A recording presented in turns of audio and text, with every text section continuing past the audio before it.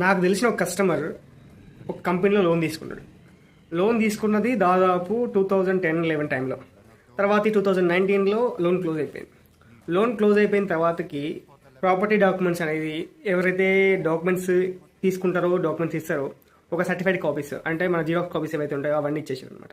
So అదే set తీసుకొచ్చుకొని ఇంట్లో పెట్టుకున్నాడు కస్టమర్.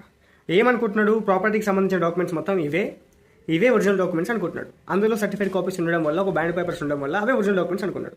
బట్ ఇప్పుడు మళ్ళీ ఇంకో లోన్ అవసరం ఉండి ఆ ప్రాపర్టీ డాక్యుమెంట్ తీసుకురమ్మని చెప్పేసి నేను అడిగితే అవి తీసుకొచ్చిన తర్వాతకి చూస్తే ఇలా ఒరిజినల్స్ లేవు కదా సార్ అంటే, వాళ్ళు ఇవే ఇచ్చారు, ఇవే ఇస్తున్నాను నేను మీకు అని చెప్పేసి అంటున్నాడు.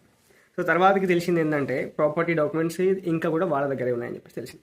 సో చాలామంది కస్టమర్స్ అవేర్నెస్ లేక ప్రాపర్టీ డాక్యుమెంట్స్ అనేది బ్యాంక్లో పెట్టుకుంటారు. చాలామంది పోయినాయి అనుకుంటారు, మర్చిపోతుంటారు. సో ఎప్పుడైతే లోన్ క్లోజ్ అవుతుందో అప్పుడే మీ ప్రాపర్టీ డాక్యుమెంట్స్ తీసుకోండి.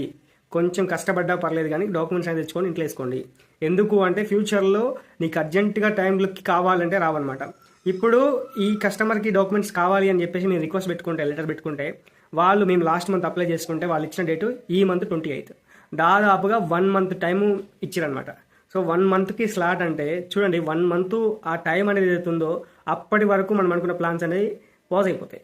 ఆ పాజ్ అయిపోయి కొంతమంది డిసిజన్స్ చేంజ్ అయిపోయి అది ఇది చేంజ్ అయిపోయి ఏది ఎటు దారి తీసో తెలియదు అనమాట. సో ఇట్లాంటి విషయాల్లో కొంచెం బీ అలర్ట్గా ఉండండి. కొంచెం చాలా అంటే చాలా మందికి అవేర్నెస్ లేకున్నారు. సో ప్రాపర్టీ డాక్యుమెంట్స్ అనేది బ్యాంక్లో ఉంటే కొంచెం టైం తీసుకున్నా పర్లేదు, మీకు ఎంత అర్జెంట్ ఉన్నా పర్లేదు, బ్యాంక్కి వెళ్ళేసి ప్రాపర్టీ డాక్యుమెంట్స్ తెచ్చుకోండి.